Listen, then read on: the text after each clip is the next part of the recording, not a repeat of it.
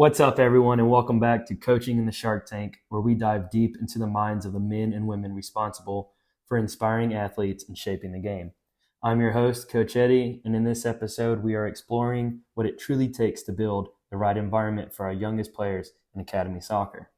Today, I'm joined by Coach Marco, a Jazza Hammerheads Academy coach who works with our boys U6 to U8 teams. We're going to walk through how environment, coaching methods, and player experience come together to create the foundation of long-term development and lifelong passion. Whether you're a parent trying to understand the process, a player dreaming of that next level, or a coach seeking insight, this podcast is going to give you everything you need to be successful. Coach Marco, thank you for joining me today. Thanks for having me. So, can you share your coaching background and what led you to working with Academy kids? When I was younger, my brother used to always go to my games. And in return, my youngest brother, I would go to his games. And it got to a point where a lot of the parents were like, hey, we see what you do with your little brother. You want to come and train our kids. And it became a training method at first. It was just, I would show up like once or twice a week when I had the free time. And pretty soon I was the assistant coach. And I started developing a little passion and love for it because it got me connected to my brother, but it also allowed me to explore and, how could I say it, see a different point of it. Growing up, I always saw myself as a player. I never saw myself as the coach. And pretty soon that led to, I had some of my players playing high school after that. And then coaches from my middle school times and high school times asking me, hey, do you want to be the assistant coach? Hop onto the varsity team. And from then, I began coaching. And this was all when I was about 20, 21 years old. Okay, so like a natural progression from player to coach for you. Yes. And so in that stage, what did you initially enjoy the most about coaching? Like what really hooked you into it? It was my ideas coming into them and them accepting it. A lot of kids, you explain to them, especially like strategies of why, for an example of why do we pass it back to the keeper? Why do we build up from the back? And not just how a lot of these kids are taught to go forward, So it was nice to see kids buy into my plan. And like I said, I was coaching kids. Some of these kids were probably 5-6 years younger than me. So we didn't have that much of a gap. And I was winning their trust and respect with my coaching status or coaching ways. And then so with that initial level of excitement, right? I'm able to actually help kids and they're actually receiving it. Was that you started out with that confidence that you knew you'd be able to impact change, or is that something that's been growing and developing? I had a feeling I could impact them because there's a lot of stuff that I, as a player when I was younger, that I didn't get to learn. And as you get older and you take a step back, you start to realize, oh, these are the stuff that I could have done. Maybe it would have progressed my game a lot better. So I was just thinking, oh, I'm going to help these kids out as best as I can. And it also helps the fact that a lot of these kids I've known since they were about 11, 12 years old. So to coach them in their young middle school age, and then to see them and coach them throughout high school, all 4 years they were there, it was nice. So it's been a rewarding journey for you, one that seems like it's been heavily steeped in self-reflection. Is that something that you deem important to actually pass on to the next generation of athletes? I believe so. I think I've always been taught, a wise man will always help you out. They know the answers. So I feel like in my situation, I was that person to them. Thankfully, I still kept in contact with some players that I played with that played semi-pro in Temecula, California, and through them, I was like, hey, I got a player to you might want to come look at them, and they got to learn more off of them than what they would do with me. So yeah, I think that impacted them as well, especially knowing I kept my bridges open, so that's why it would help out the kids as well. I did as much as I could, and then try to help them out on the next step with someone else. Okay, and working with this large array of various demographics, right? Different age groups, different backgrounds, different levels, different competitiveness. Why the academy? Why the academy? Yeah, like what does the academy mean to you, and Uh, why do you see it as a special place for kids to start? I believe it's a great way for them to understand it and build love for the sport. Um, I enjoy it 100%. I love teaching the kids new stuff. Even if it's just, starting off dribbling the ball, keeping it, small. Like I tell the kids, baby touch, so that way they build that confidence, keep the ball within them. Some of them, it is a bit difficult with them. They want to just take off, but it's like, no, like hold back a little bit, like I want them to understand it and know and do it right. So, what then makes the academy different from like rec or classic level soccer? Oh, I think it's the organization that we have within the academy, how we're structured. We're given plans. I like the stuff that we're given, especially through the coach's manual, how they give us a brief description. Oh, like this is what we want the kids to learn, and kind of they give you two or three things here or there to like take from and process it into the kids. But at the same time, I like the fact that I'm given the freedom of tweaking it a little bit and adding a little bit of my stuff to it to make the kids fun. Sometimes they like to have sharks and surfers involved, and I don't mind it. I enjoy it with them. I like to engage with them, have a lot of fun, and I feel like that fun usually carries on to the next day to practice, and then it carries on to the games on the weekend. And then I think when they start experiencing like how much fun they had in the games, and especially when they win, they're like, I want to do it again. I want to do it again. So yeah, it's So, how do you balance that like fun and structure within a training session, right? um, I've with my younger academy kids, my U7, my U8 boys, I tend to make it more fun. I do I don't let them get carried away too much. I want them to have fun, but there's a bar. Mm-hmm. You can't cross it. I want you here. I don't want kids to be start playing tag while they're waiting to take their whether it's their free kick or their shot. Like I want them to be you know respectfully waiting for their turn to come up. Um, I'm pretty sure like, and then the structure wise as well. Like I'm a very demanding coach, and I like to kind of push them to the limits a lot in practice. Sometimes I know I annoy them at times, but it's because I want to see how far I can get with them. So that way, when it comes to the games, I know how much I can push you. Like I know that even though you're a little winded, I know you can give me that extra another 2 or 3 minutes, running in the game. So, essentially, you're saying you like to make sure that we're having fun, but like staying focused. Yes. So for you, that boundary line is once we're not focused anymore on the drill, the topic, or the session, then we've got to kind of pull the fun down a little bit, get back to the structure, and then we can kind of bring that fun back in. Yes, that's how I like to do that. Like I said, just like how you said, I want it to be fun, but when it gets out of hand, I like to reel it back in. Like, no, let's stay here, guys.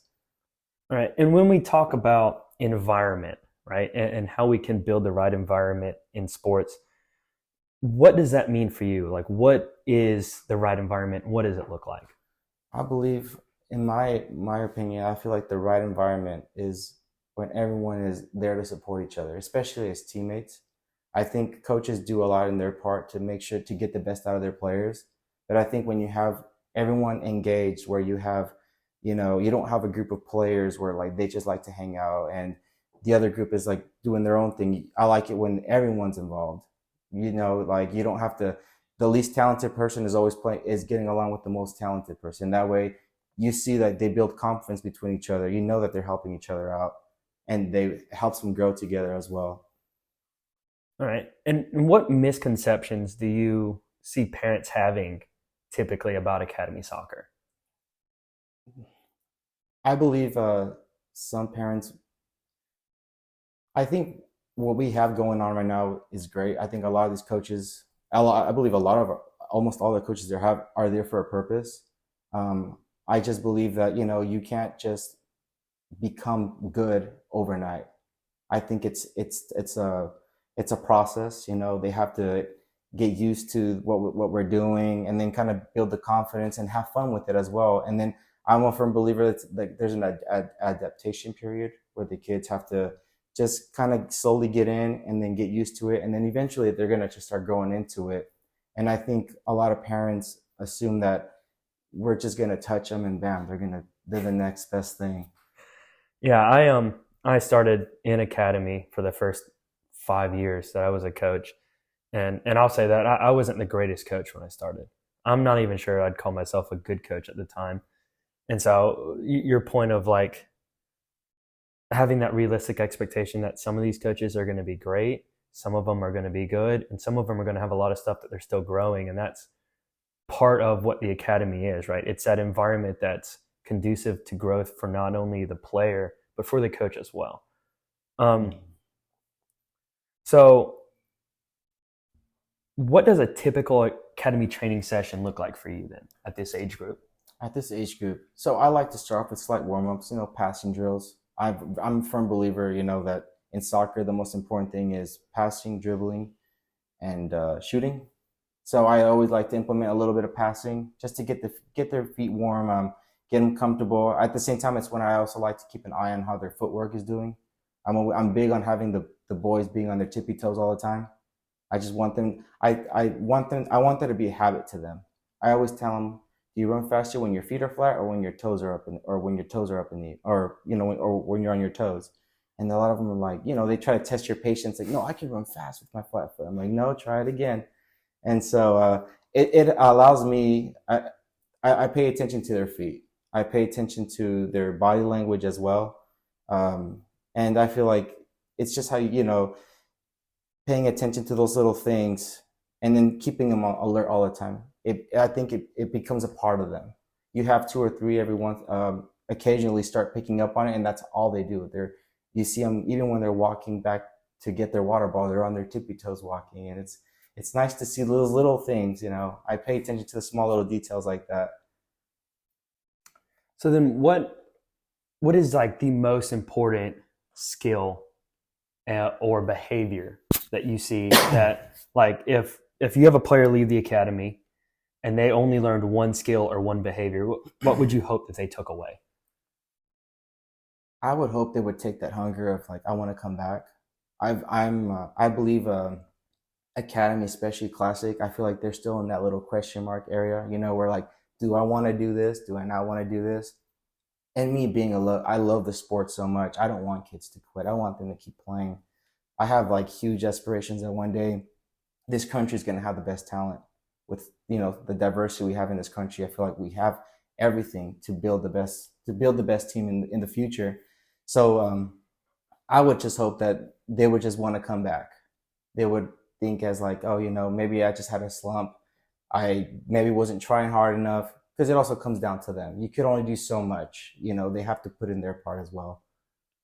All right. And how can parents support you with this, right? And in their players' development journey, like what does their role look like from the academy side? I believe the best way a parent can support you is giving you their trust 100%, backing up your ideas. I believe, especially when they buy into it, what you're doing with them on a daily basis. With my classic team, we've been going up. They were adapting to me in the beginning, and we started kind of slowly been working. We were losing, we were winning, losing, and then now we've just kind of spiked up. And a lot of that has to do a lot with the parents buying into what I'm doing with their kids. I think they're fully committed to it as well. They understand what I'm asking from the boys, whether it's like, hey, please don't eat past a certain time, or don't eat certain foods before games. They're doing their part, helping me out, and that's what I'm very grateful for. Especially like I said, when they're bought into it and they understand what you're doing. All right. So then, what's one thing then that you wish every parent would take away from academy soccer? One thing that I wish a parent could take from academy soccer. I believe I would want them to take out the experience. I mean, I feel like when I was growing up and I got to play soccer at that age, you have so much fun. You build friendships that just go a long way. You start remembering coaches that aren't just your coaches. They're teaching you life values as well. I believe some of us go above and beyond, and we try to like include life values into the sport, like where it's if you're disciplined, and if you discipline yourself in the sport, you in life you're that's huge, like you know what you need and what you want. And yeah, I believe that's what I would want parents to take from it. It's just, I believe it's just, like I said, coming from it, I had so much fun doing it. And it's just the memories you take with you. Yeah, and our academy definitely, the players like to enjoy themselves, and Yes. it's evident on game days. There's a bunch of smiles, a lot of laughter, right? You don't see a whole lot of kids over there on the sidelines crying. And so with that, right, you're an academy coach at the Jazza Hammerheads Academy. What makes Jazza's environment so special? I want to see the kids. It's so nice to see them coming, like you said, coming with a smile. They're always greeting you. You could have a bad day at work, and they're gonna just pull something off their sleeve, and you'll forget your day was bad. I believe the coaches there are great. Everyone's so respectful. You're coming from California. I've instantly have felt welcomed into the academy. Um, I like, how some people like to like, oh, what would you do out there? And, kind of exchange our ideas from what I've known, what they know. I'm still learning with the Academy boys. So I like to pick on everyone's brain here and there every once in a while. But everyone's been, like I said, so inviting to me.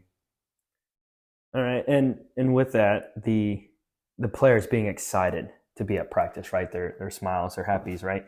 What can we do as coaches to ensure that players continue to feel safe, confident, and that they're excited to come back each week? I would say back them up in everything they want to do in the sport. I know sometimes their little ideas are a little off, and you're just thinking like, wow, like that's unrealistic. But you know what? Let's try to make the most out of it, get the best out of it. You want to score 3 goals this weekend? Let's try to get 3 goals this weekend. I feel like backing them up and buying into their idea, but having them hooked onto yours. That I feel like that's what that I feel like that's a good way to go with it.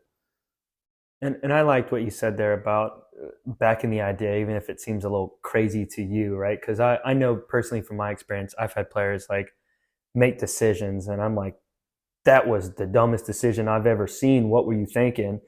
And the player, and I'll ask them, hey man, like, what was the thought process? What did you see? And they'll explain it from their eyes, and you're like, okay, I see how that makes sense, right? What did we learn from that situation? And then a lot of times without me coaching and having to do anything, that player's like, because I backed up and provided that environment to them, they've now made the growth themselves, and they're going to be able to do that next time without me. So, um, what advice do you have then for new and aspiring to be youth coaches? My advice would be go in there with go in there with the mindset of having fun, but also I would say expect to be a mentor. A lot of these kids always want to ask questions. They'll ask every little thing for you out of you.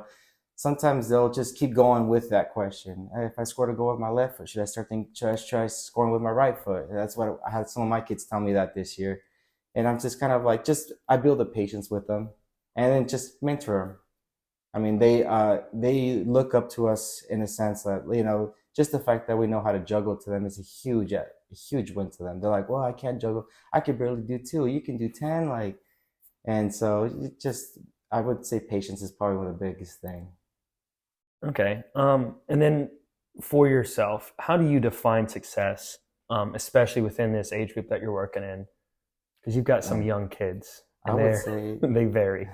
the way I would define success is I think if I can have these kids love the sport as much as I do, that would be a huge win for me because a lot of I don't know this sport just represents so much to me, and I think for the kids, if they can see it how I see it and love it as much, I think it's only going to help the sport eventually. They'll spread that, like I like to say, I like to spread this virus of loving soccer on and on. I would like them to spread it on and on to others. So that way the sport never dies. Because like I said, I have aspirations that one day this country will be the best. And I think if you can just spark that little love into it and someone buys into it, they can do it to someone else. And so the love of the sport for you has sparked that lifelong journey, right? Like Yes. you're, young player watching games, into the player actually on the field, into the coaching role, right? And I'm sure your career is not going to end anytime soon. And even when it does, I don't think that'll be it for you with soccer. How do we then build that love in these kids, right? How do we, and across any sport, how do we get an athlete in any sport to buy into that process, to love it so inherently that it becomes a lifelong passion for them? Well, the way I used to always do it myself was I would always watch YouTube videos. I was very big on watching Ronaldinho growing up, Frank Lampard, Steven Gerrard. I was very David Beckham. Obviously, he was a big highlight person in my growing up. Yeah, a few guys who were pretty good. But I mean, I like Thierry Henry was another one, obviously. But like I that's how I grew this love for it. For me, it became a lifestyle. It became I was that kid that would wear soccer shoes to school or wear a whole jersey in middle school. I would work. I come from a Mexican background, so I would always be wearing my Chivas uniform to school. I didn't care. I was like, I just loved it. It was so a part of me, and I feel like to spread the love, it's just kind of. I think when kids see what it represents to one, and then how much joy it brings to someone, I think if they buy into it, they'll start slowly developing into it. Like I tell the kids, you can love it or it can be a lifestyle.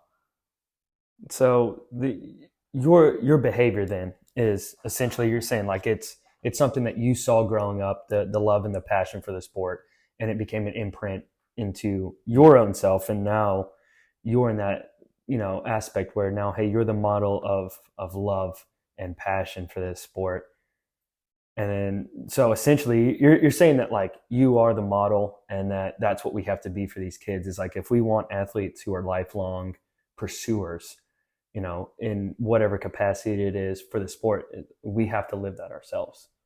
Yes, yes. One thing that I was always told growing up from my coaches, they said they would tell us if we love the sport, and I remember always saying, "Yes, I love this sport." And he says, "Well, you don't just tell someone you love them; you go and show it." And that was one way that I have always kind of felt like I've expressed it because I hated losing. I hated losing. I mean, I always took them as a learning process every time I lost, but I hated it. But I was so passionate about it because I didn't want to lose that. I wanted to keep it, and I felt like, and that's one way my coaches always got into my head about that, was saying, if you love it, then go show it that you love it. And I'm going to say love, but I love that, right? If you love it, go show it, because I think that's just a great little piece of advice for anything in life, right? It doesn't have to be sports. It doesn't have to be athletics or health and fitness. Any part of your life, if you love it, go and show it. Yes. And going back on that, the reason why when I was first told that was when one of my coaches said, I don't know if he directed it towards me, but I took that as like, that was the moment that really sparked on me as an athlete playing the sport. He told me, you can't make height, but you can make talent. Me, I'm 5'8". I knew I wasn't the tallest guy on the team.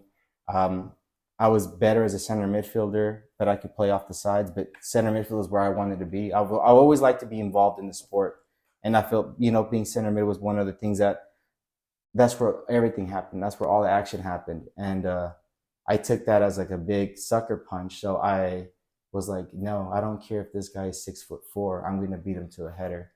And in time, I started developing techniques. Coaches were teaching me little dirty things here and there. And I was winning headers against 6'2", 6'3" guys. But that's because they told me, if you love it, then go show it. And I didn't want no one to get the best out of me, even if you were way taller than me. And this is why I love how universal some of these lessons are, because that's almost like a quote from Nick Saban, and he's talking about when he was developing football players at the University of Alabama, that his big focus was that they were going to be perfect or as close to in everything that doesn't require talent. He said, if guys are going to be more talented than us, they're not going to be faster than us. They're not going to be, they're not going to put more effort into the game than us. They're not going to have more hustle, more dedication, more love. And so it's like, if you don't have this, don't worry, play with what you got, give Yeah. everything you got, and just continue to in love. So Yeah. with that, right, obviously strong foundation for you in soccer, built into a lifelong purpose. How does the foundation that we build in academy, right, for these young players, how does it impact them as they reach higher levels? I think the way it impacts them is I think it helps them realize that there's no boundaries. There's no one can stop you from what you really want to do. If you want to be successful in the sport, I think if you give it what you can all the time, not just in practice, but I, I mean in practice and in every game, I feel like you'll get the success out of it. I think it's how they approach it, how they wake up every morning. You know, are you like, am I gonna have a good day or am I gonna have a bad day today at practice? I think if kids wake up with that, you know, with that mindset of I'm gonna give it all 100%. And time tells, you know, they'll start seeing the development. They'll start seeing how much better they are, the self confidence they're bringing up within themselves as well. I believe that would be a good way. I mean, for the kids to how you say like take it in. Yeah. Yeah, like And so just really kind of live that experience for them. yes, And I know for a lot of us, right, coaching comes from a love and passion of the sport. What then is, what would you consider like a must have for people looking to get into coaching or have just started and are looking to like improve themselves? What would you consider like the most important lesson that you've learned so far as a coach? I would say is prioritizing the kids and what they want to do and what they want to become in the sport. I think backing them up 100%. Whether some goals are realistic or unrealistic at times, you know, but I think helping them out throughout that process, backing them up, being patient, you know, even if it's staying another 10, 15 minutes with them while they're practicing, you know, they want to use the balls to start dribbling for a couple minutes or taking some shots. I think it comes down to you just trusting their process and believing in yourself as well that you can make a difference to help them. Yeah, and I'm going to recap one thing you said there, right? When you were talking about backing up the player, whether their goal is realistic or unrealistic. And I love that because that is obviously a matter of perspective, right? So the goal can be unrealistic to you, but you don't know where that kid's going to end up, right? And you don't know how far they're going to go. So it's like it may be an unrealistic goal to you. It's still your job to back that goal up and show the love and passion to that player. So then our role as a coach, right? And you mentioned it earlier that we also have to make sure that we're a mentor. And I firmly believe that as coaches, we wear a lot of different hats, right? Because we deal with such a various population and different things. And, you know, not to toot our own horns, but we have a wide reach, right? We have almost as much impact as parents and teachers who are spending copious amounts of hours with them. And we're looking at what, 4.5 hours a week with these kids. So then do you think it's our responsibility to develop these guys as just athletes or outside of that and kind of shaping their personalities? I would say I believe it's important to shape them apart from the sport. I think we're human beings first as a person. I think if we can develop them as a person, you know, the discipline, all the hard work comes aside. But I think I think helping them out just to become who they want to be, what they want to become, you know. If they like to be you know, you have every now and then you have that little joker in the team, right? Like I'm not going to shine that spark from him. I want him to be who he is. I don't want him or her to change anything about that person, about who they are, and just keep backing them up on the person they are. We're all different, and I think us being different we bring different qualities to it within the team. And I think to help the kids out in general, I think that's just like I said. There's a word I'm looking for, but it's just like stuck in there. I'm sorry, but no, I would say just having the kids, you know, just shape them up for the future, because maybe they won't be the next Pulisic or the next Donovan. You know, they might just become that coach. You know, and you want to shape them up so they can make a difference in the long run. Yeah, and I love when you said that, like, first and foremost at the base, like, we're all people, and that's something I've started implementing in my coaching philosophy when I've delivered it the last couple of seasons. Is that I tell parents, like, I'm not a coach who develops soccer players. I'm a man who trains young men to play soccer. And so it's kind of getting them that, like, my first thought is that, like, I have an impact on who these guys are outside of soccer, and I'm going to teach them to play soccer while I do Mm. that. Because there's a lot of impact that we have there with that, as you were saying. So then, what's one thing that you hope players take with them off the pitch at the end of the season?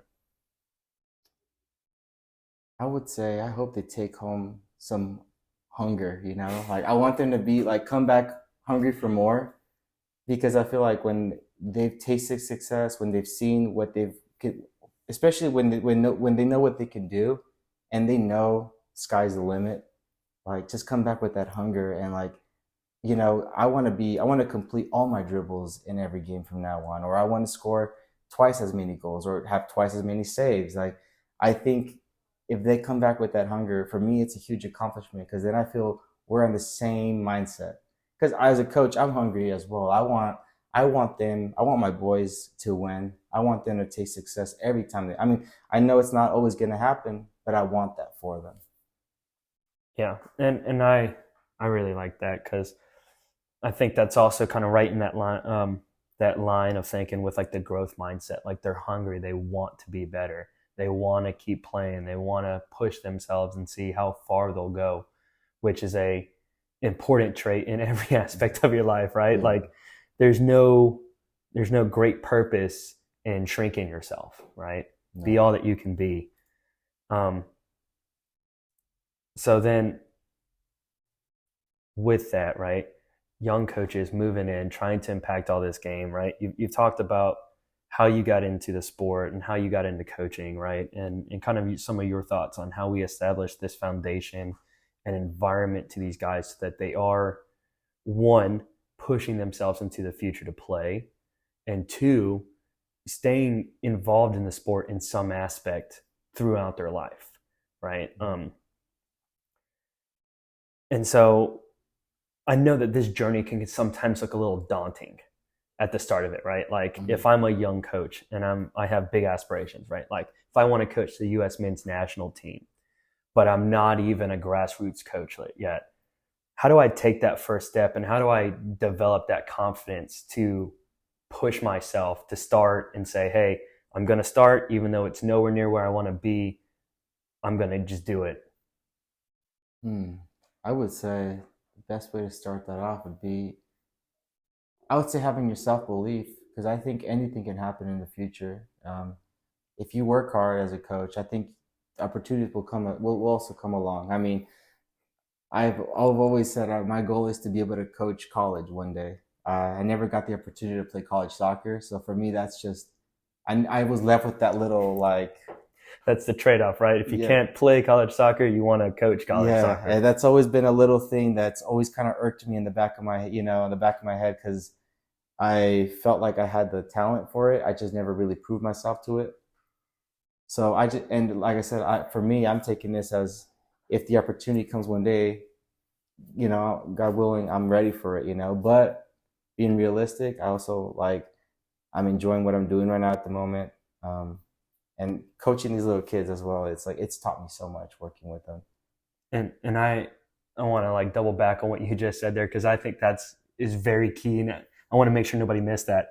If the opportunity comes one day, you're going to be ready for it, right? And Yeah, that's because you started. That's because, hey, I'm not the national team coach, but I'm working with 6 and 8 year olds, right? I'm learning how to establish foundational soccer so that when that opportunity comes knocking, I'm ready for it. yes. One final question for you before we head out. If you could bring one professional soccer player into an academy practice, who would it be and why? If I could bring one academy player, if I could bring one professional player, it would be. Oh gosh, man! I grew up watching so much great talent. Oh man, I would say Ronaldinho. Ronaldinho. Just because I believe in my era, brought that smile to the game. You know, He's definitely known for that. he like it's just what he would do with the ball. It made, like around the world, the Joga Bonito, stuff like that. I feel like really sparked my childhood as a player, because it's not just playing it. You would see what he would do with the ball, just standing there. You're like, I want to do that. I want to kick the ball to the crossbar and it come back to me, and then kick it back again to the crossbar. Little things like that brought so much joy, and I think that's what a lot of the kids need nowadays. Uh, I know some academies are run just like as if they're robots, and kids are just slowly falling off the pack. But I feel like if you have someone like him, you're always going to see something fun out of it. Even if, a lot of like kids nowadays, they hate juggling in the beginning. They don't want to juggle. But I'm pretty sure if you had Ronaldinho there doing his they're all going to jump in. They're all, I want to do it. I want to do it. Doing the thumbs and pinkies, all that stuff. Got the tongue sticking out. Yeah, the tongue. His big smile too. It was so hard not to love him. And I'm saying this right now. I hated Barcelona, but I love Ronaldinho. And I'll say that's what I remember from him. Really, all of his gameplay. Every time they cut to him, he's got that big open mouth smile, tongue sticking out, and you can tell he's excited to be there. Like, this is what he loved. Like, you knew that to him it was a lifestyle. I mean, apart from all the fame it gave him, I think just he wanted to have the ball, and that's all he cared about. Yeah. So, Coach Marco, this has been awesome. Thank you for sharing your insights and helping us kick off season 1. Thank you. Thank you for having me. All right. That wraps up today's episode of Coaching in the Shark Tank. If you enjoyed this conversation, don't forget to follow, share, and join us for episode 3 as we continue building the player from foundation to future. I'm Coach Eddie. Thanks for diving in with us.